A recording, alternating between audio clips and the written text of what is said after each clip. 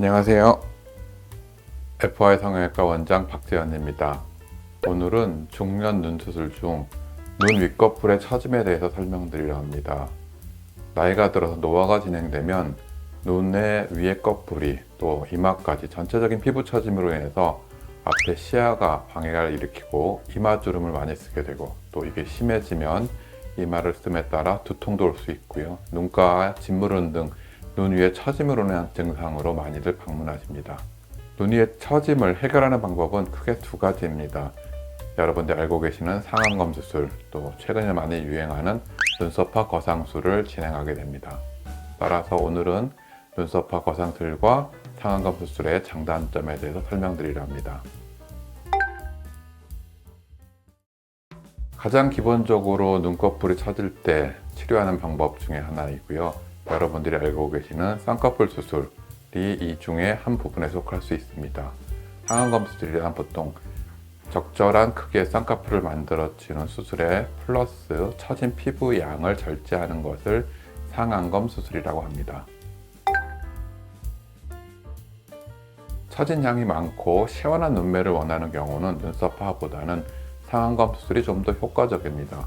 또 양쪽 눈에 짝짝이가 심하거나 또는 눈에 어떤 눈뜨는 안검의 문제 등이 있는 경우, 지방이 많은 경우 등은 눈썹화보다는 상안검 수술이 훨씬 더 효과적입니다. 상안검 수술보다 눈썹 하 거상이 더 좋은 경우일 수 있는데요.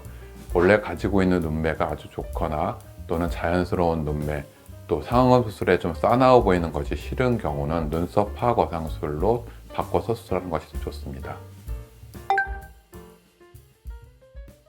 이 피부 처짐을 해결하기 위해서 눈썹 부위에서 적절한 피부를 잘라주는 수술을 눈썹 하 거상술이라고 합니다.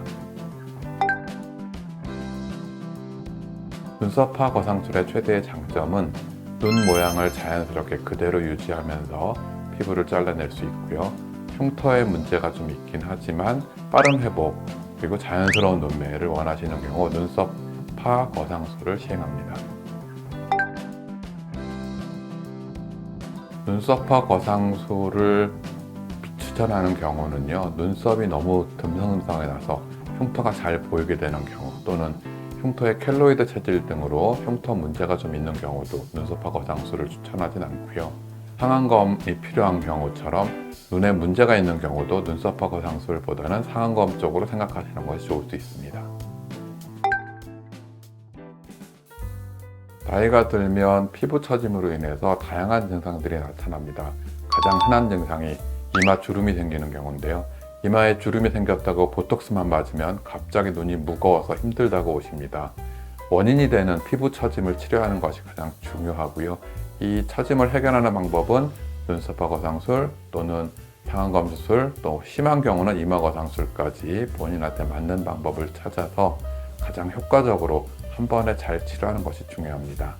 상안검 수술이나 눈썹 하 거상술은 기능적인 면이 더 중요합니다. 물론 모양적으로 처져서 보기 흉하고 나이 들어 보이는 문제점도 있지만 가장 큰 문제가 이마주름을 사용하게 되고 이에 따른 머리 아픔, 두통, 눈가 진물음, 또 시야 확보가 잘 안 돼서 목을 쓰거나 답답함을 증상을 호소하게 됩니다. 이런 증상들이 있으시면 원인이 무엇인가를 의사와 상담을 해서 가장 중요한 원인인 이 처진 부분을 해결하는 것이 중요합니다. 중년 눈 수술 중에 가장 많은 부분을 차지하는 상안검 부분의 해결은 여러분들이 알고 있듯이 상안검 수술 또는 최근에 많이 하고 있는 눈썹 하 거상술을 의사와 상담을 해서 본인한테 맞는 방법을 찾으시는 것이 중요합니다. 이것은 꼭 전문의와 상담을 통해서 결정하는 것이 중요합니다. 오늘은 중년 눈 수술 중 상안검 수술, 눈썹 하 거상술에 설명드렸습니다. 좀 더 궁금하신 부분이 있으면 밑에 댓글로 달아주시면 친절하게 답변 드리겠습니다. 지금까지 FY 성형외과 원장 박재현이었습니다. 감사합니다.